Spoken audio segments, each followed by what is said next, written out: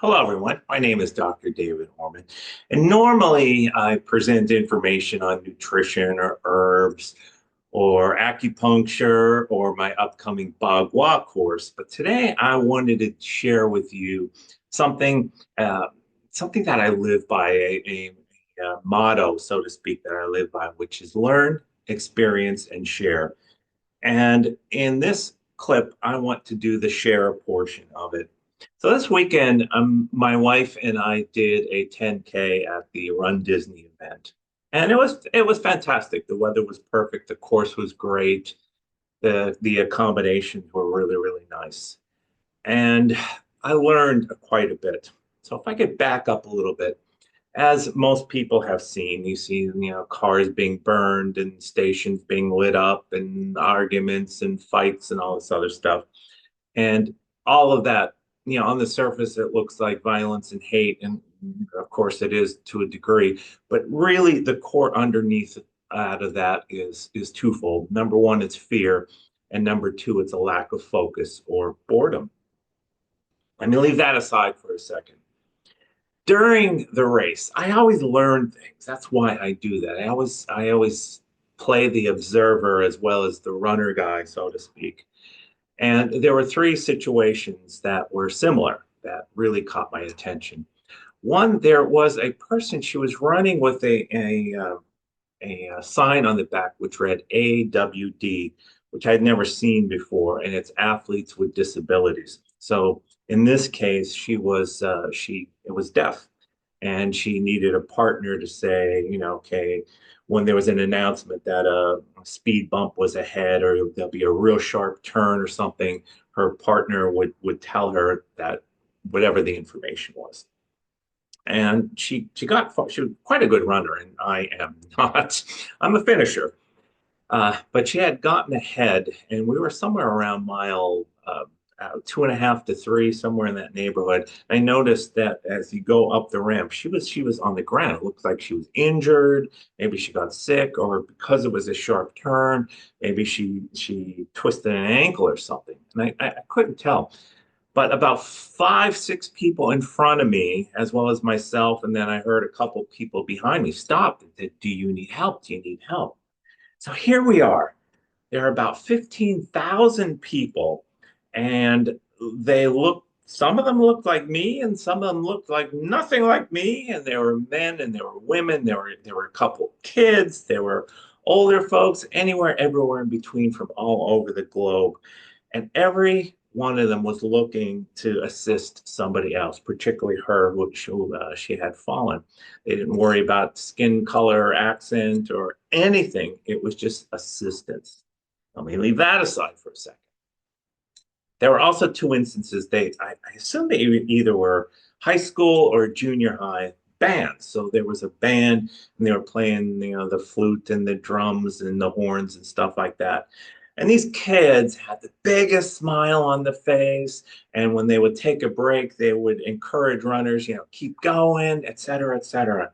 And again, they were from all different backgrounds, and they didn't look alike and they didn't sound alike, but they were playing as a unit, and they were smiling and they were happy and they were encouraging everyone else. And everybody who went by there had this big smile on their face because it felt good to hear music. Music's always a beautiful thing. And also toward the end, this would have been about mile maybe like 5.5, somewhere in that neighborhood. There was a choir, and they were all dressed in I don't know what you call gowns, maybe. I assume again they were from the choir. Uh, the gowns were this deep bluish color, and variety of kids, and they were all smiling and singing and beautiful harmony, swaying to the music. And everyone who went by, you could tell they had an extra kick in their step because that's the gift that they gave. And the one thing that all of these three people, the two bands, the athletes with the disability, I should say four, and the rest of us had in common is that there was a bigger purpose, and it was a heart-driven purpose. Each individual certainly had a purpose for being there. Some of them wanted to experience a PR, which is personal record. Some of them just wanted to finish. Some of them wanted to get the beautiful metal. Some of them just wanted to be outside, and I'm sure hundreds, if not thousands, of other reasons. And every single one of us had a similar reason, is that we wanted to experience finishing. And when you have that bigger purpose, when it's a heart-driven purpose, when it's a higher purpose, people will always help each other. You won't experience that violence, you won't experience that hatred, and more importantly, you won't experience that fear. Now, in longer races, yeah, there is fear, but it's a different kind of fear. And you have people supporting other people. And I bring this up because last week I had two conversations with patients. They asked me, what is the biggest problem that you see? And they were asking for, digestive issues or knee problems or something like that. And I blurted boredom. And they kind of looked at me because they did not expect that answer. And quite frankly, it just sort of came out. I didn't even think of it. And they said, what do you mean by that? And inside my head, I'm saying, yeah, what did you mean by that? And I found myself saying, boredom is the greatest issue. It creates, the body, the mind, the spirit are meant to be challenged, to be in motion, to be excited, to be experiencing passion about something, about whatever your thing is. All the books behind me, writers, they love the writers, the people who built that cabinet. That's a passion. The people who installed all this stuff and painted that, et cetera, et cetera. And the person who made the shirt, there's a passion there. There's a creativity there. And when you're not experiencing it, what I have noticed is people get sick, people get injured, people get angry. And I don't think it is a conscious decision. In other words, I'm kind of bored. Don't really have a purpose, so I'm going to decide to get sick. I don't think it's anything like that. I think it's outside the conscious awareness, and a person rather feels something, even if the something is negative. They rather feel that than feel nothing. And there is a psychological principle that is based on that. And I have noticed when people come together for a specific purpose, even if their reasons are different, but there'll be at least one purpose in common.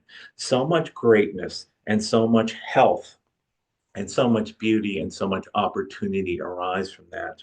So my encouragement to you is find your passion, find something, participate in something that stimulates that passion. Join a group, be with other people, because 1 + 1 + 1 ends up equaling 7. And when you have a big group and you don't feel like doing it that day, or you don't think you can do whatever it is, the group energy propels you along to new heights that you never experienced. And when you cross that finish line, or when you complete that manuscript, or whatever your thing is, you have such a wonderful heart-driven feeling about that, that it leads to greater and greater things. Not to mention that you have contributed to the betterment of the world, even if your world is just your world. People will read your manuscript. People will be inspired by your story. People will see you crossing the finish line and wonder, can I do that? That's how I got started. I thought, no, I can't run a marathon. Are you kidding? I don't know if I could run 5 miles.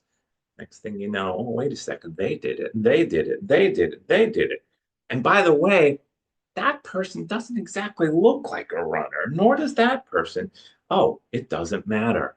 It doesn't matter.